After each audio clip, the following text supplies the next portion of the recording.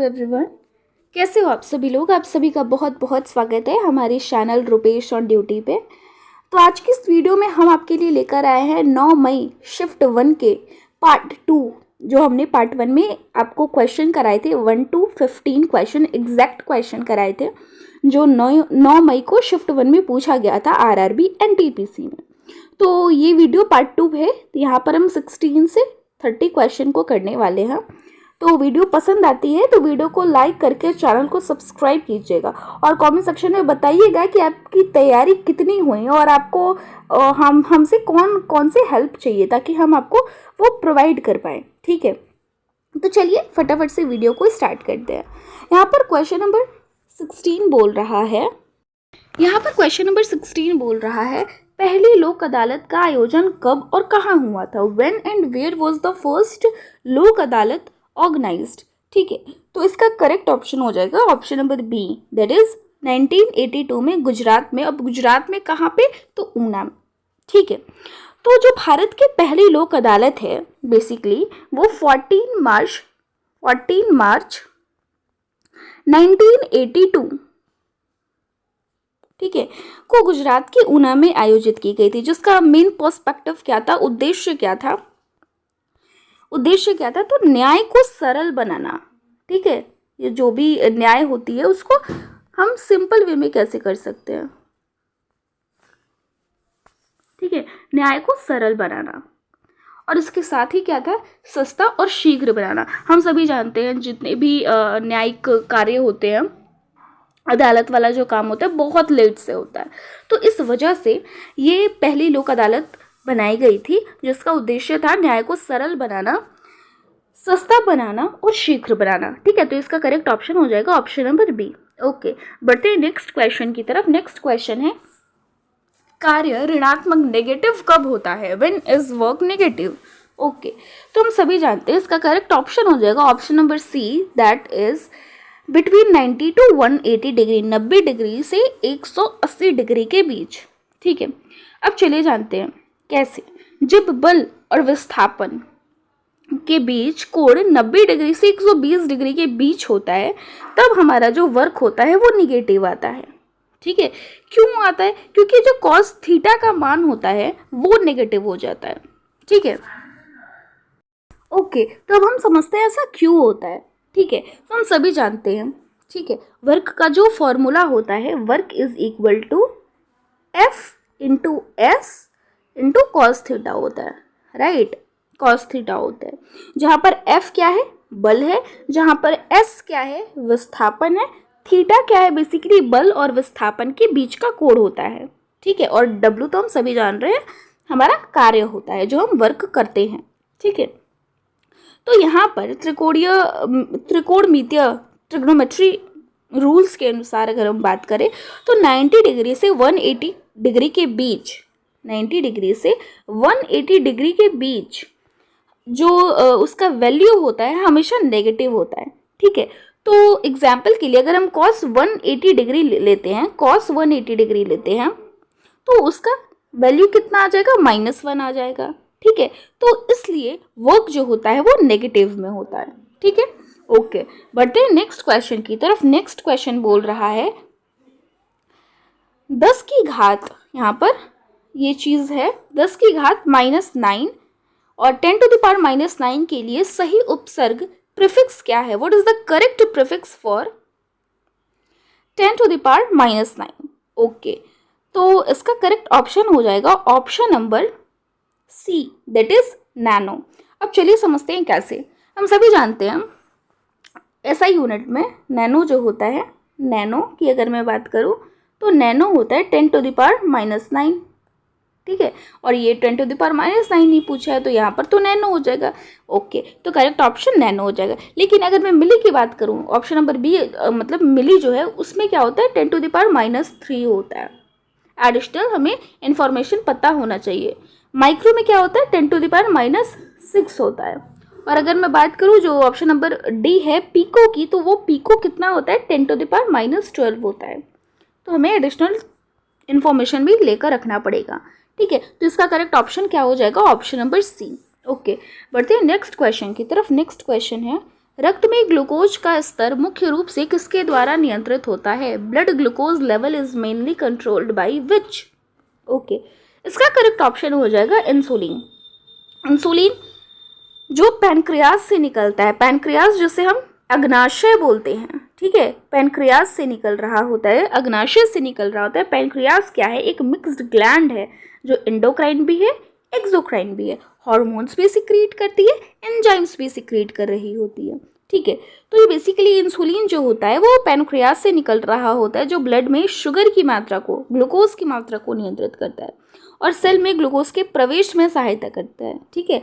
और इंसुलिन की अगर कमी हो जाती है हमारे बॉडी में तो हमें डायबिटीज़ देखने को मिलता है, मधुमेह जिसे हम बोलते हैं, ठीक है। तो हमें ये सारी चीज़ें याद रखनी है। ओके, नेक्स्ट क्वेश्चन है हमारा, विंडोज 11 में टास्क मैनेजर का प्राथमिक कार्य क्या है? What is the primary function of task manager in Windows 11? Okay, so इसका करेक्ट ऑप्शन हो जाएगा option number C. Okay, that is process और प्रोग्राम की निगरानी करना। So basically task manager window जो होता है वो एक इम्पॉर्टेंट टूल है जो भी हमारा प्रोग्राम चल रहा होता है या फिर CPU का हम इस्तेमाल कर रहे होते हैं, रैम का हम लोग इस्तेमाल कर रहे होते हैं या फिर बैकग्राउंड प्रोसेस जो हो रहा होता है उसकी इंफॉर्मेशन देता है, ठीक है। विंडो 11 ओके, इंफॉर्मेशन देता है। ये किसी हैंग हुए प्रोग्राम को बंद करने के लिए भी हम इसका यूज़ कर रहे होते हैं, ठीक है। तो हमें ये सारी चीज़ें पता होनी चाहिए, बेसिक कंप्यूटर्स के चीज़ें। ओके, नेक्स्ट क्वेश्चन है, भारतीय अंतरिक्ष स्टेशन BAS का मुख्य उद्देश्य क्या है? What is the main objective of भारतीय अंतरिक्ष स्टेशन? तो इसका करेक्ट ऑप्शन हो जाएगा ऑप्शन नंबर बी, अंतरिक्ष में वैज्ञानिक अनुसंधान, साइंटिफिक रिसर्च इन स्पेस, ठीक है। So basically Indian space research organisation द्वारा ये प्रस्तावित है, ठीक है। भारतीय अंतरिक्ष स्टेशन BAS जिसे हम बोल रहे हैं, ये इंडियन स्पेस रिसर्च ऑर्गेनाइजेशन द्वारा प्रस्तावित है, जिसका मेन ऑब्जेक्टिव क्या है? मेन ऑब्जेक्टिव है हमारा जो अंतरिक्ष है उस पर दीर्घकालिक वैज्ञानिक अनुसंधान करना, लॉन्ग टाइम के लिए साइंटिफिक रिसर्च करना, जिसमें स्मॉल माइक्रोग्रेविटी है, सूक्ष्म गुरुत्वाकर्षण में बहुत सारे हमें एक्सपेरिमेंट्स करके चीज़ें पता करनी है, तो इस वजह से ये चीज़ें हुई थी। ओके, नेक्स्ट क्वेश्चन है, नेक्स्ट क्वेश्चन बोल रहा है 2030 तक हवाई अड्डे के विस्तार के लिए $15 बिलियन का निवेश कौन सा समूह करेगा? Which group will invest $15 billion for airport expansion by 2030? Okay, so इसका करेक्ट ऑप्शन हो जाएगा अडानी ग्रुप। अडानी का जो समूह है उसने 2030 तक हवाई अड्डों के विस्तार के लिए, ठीक है, और उनके आधुनिकीकरण के लिए, उनके डिजिटलाइजेशन के लिए बड़ी निवेश की योजना बनाई है, ठीक है, जिसका उद्देश्य क्या है? क्षमता और हवाई अड्डा अवसंरचना को बढ़ाना है, ठीक है। इंफ्रास्ट्रक्चर बेसिकली उसको हमें बिल्डअप करना है। ओके, नेक्स्ट क्वेश्चन है हमारा, फुटबॉल में पेनल्टी किक कब दी जाती है? When is a penalty kick awarded in football?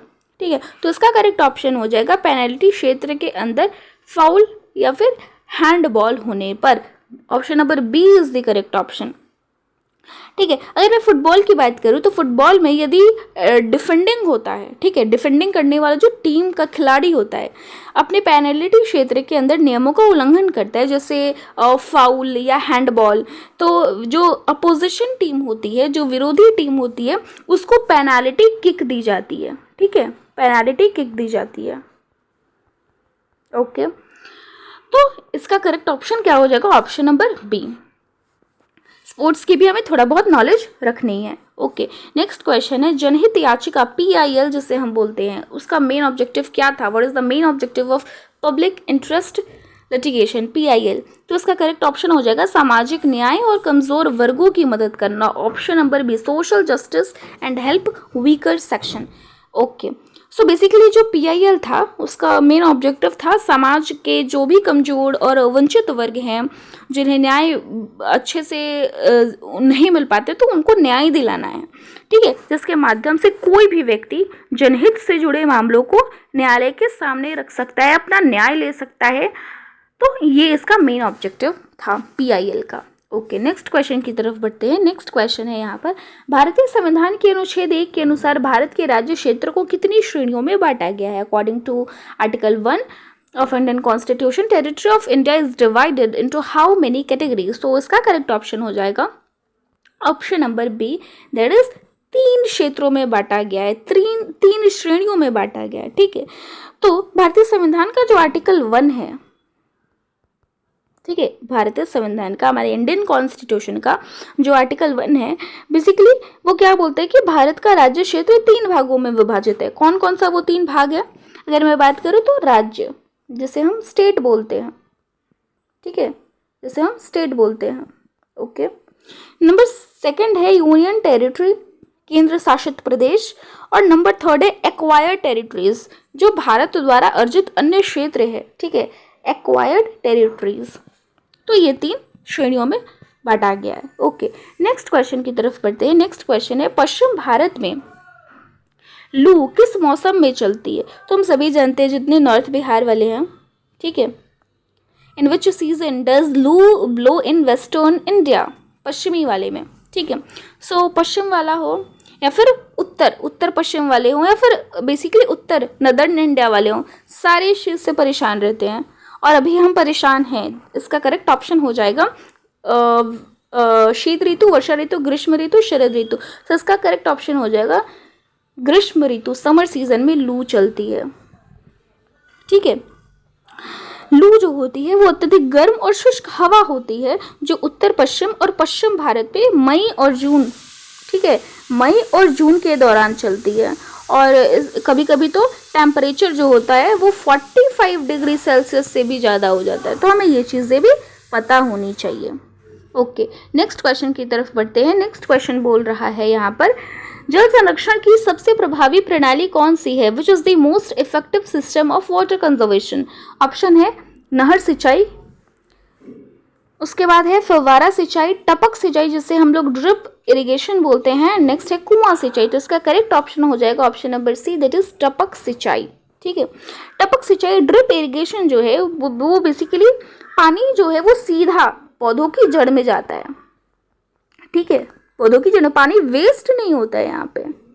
ठीक है, सीधा पौधों की जड़ों तक बूंद बूंद में पहुंचाया जाता है, जिससे पानी की बर्बादी भी कम होती है और जल संरक्षण अधिक प्रभावी ढंग से भी हमें देखने को मिलता है। ओके, नेक्स्ट क्वेश्चन है, संरचनात्मक बेरोजगारी, स्ट्रक्चरल अनएम्प्लॉयमेंट का उदाहरण क्या है? What is an example of structural unemployment? तो इसका करेक्ट ऑप्शन हो जाएगा तकनीक बदलने से कौशल का बेमेल होना। Option number B is the correct option. Okay, तो अब हम चलते हैं, इसके बारे में थोड़ी सी जानकारी ले ले। तो संरचनात्मक बेरोजगारी जो होती है, ओके, तो जो स्ट्रक्चरल अनएम्प्लॉयमेंट की अगर मैं बात करूँ तो ये कब उत्पन्न होती है, कब देखने को मिलती है? जब नई तकनीक या आर्थिक बदलाव के कारण श्रमिकों के कौशल और उपलब्ध नौकरियों की आवश्यकताओं में अंतर आ जाता है। जैसे मशीनों के आने से, जब नया मशीन जब आया था, तो मशीनों के आने से जो पुराने कौशल वाले जो श्रमिक थे उनकी नौकरी प्रभावित हो गई थी। बहुत सारे श्रमिक ऐसे थे जो बेरोजगार हो गए थे, क्योंकि उनका काम तो मशीन ही कर ले रही थी। ठीक है, तो आधुनिकीकरण से ये सारी चीज़ें भी देखने को मिलती है। बेरोजगारी बहुत बड़े स्तर पर देखने को मिलती है। तो ये जो संरचनात्मक बेरोजगारी थी, स्ट्रक्चरल अनएम्प्लॉयमेंट था, उसका एग्जाम्पल क्या था कि तकनीक बदलने से कौशल का बेमेल होना, skill mismatch due to technology change. इसका करेक्ट ऑप्शन हो जाएगा option number B. Okay, next question की तरफ बढ़ते हैं। हंगुल का संबंध मुख्य रूप से किससे है? Hangul is mainly related to which animal? इसका करेक्ट ऑप्शन हो जाएगा कश्मीरी हिरण। ठीक है, चलिए हंगुल के बारे में अगर हम बात करें तो एक दुर्लभ, ठीक है, एकदम रेयर हिरण की प्रजाति है। ठीक है, एकदम रेयर है, बहुत कम देखने को मिलता है, जैसे हम कश्मीरी हिरण, कश्मीरी स्टैग बोलते हैं। और बेसिकली ये किस पार्क में पाया जाता है? ठीक है, तो ये बेसिकली पाया जाता है डाचिगम नेशनल पार्क में। तो हमें ये चीज़ें याद रखनी है। ओके, नेक्स्ट क्वेश्चन की तरफ बढ़ रहे हैं और ये हमारा लास्ट क्वेश्चन है। कर्जन द्वारा पारित किस अधिनियम का राष्ट्रव्यापी विरोध हुआ था? Nationwide protest was against which act passed by Curzon. तो इसका करेक्ट ऑप्शन हो जाएगा option number B, that is भारतीय विश्वविद्यालय अधिनियम 1904, इंडियन यूनिवर्सिटी एक्ट 1904। ओके, अगर मैं बात करूं, देखो ये वाला क्वेश्चन ना बहुत कंफ्यूजिंग होता है। इंडियन यूनिवर्सिटी एक्ट जो है वो 1904 का, ठीक है, उसमें शिक्षित भारतीयों, जो भी भारतीय शिक्षित थे, उन्होंने इसका व्यापक विरोध किया था। क्यों किया था? क्योंकि इसमें विश्वविद्यालय जो थे, बड़ी बड़ी यूनिवर्सिटीज जो थी, विश्वविद्यालय जो थे, वो क्या, उस पर सरकारी नियंत्रण बढ़ गया था। सरकार उस पर ज़्यादा अपना नियंत्रण स्थापित कर ली थी। हालांकि राष्ट्रव्यापी जन आंदोलन और सबसे व्यापक विरोध पार्टीशन ऑफ बंगाल, बंगाल विभाजन जिसे हम बोलते हैं, 1905 का, उसके विरुद्ध हुआ था। ठीक है, राष्ट्रीय जन आंदोलन जो था वो बंगाल विभाजन के विरुद्ध हुआ था, जिसने स्वदेशी आंदोलन को जन्म दिया था। लेकिन यहाँ पर तो बोल रहा है कि कर्जन द्वारा पारित किस अधिनियम राष्ट्रव्यापी विरोध हुआ था, किस अधिनियम का।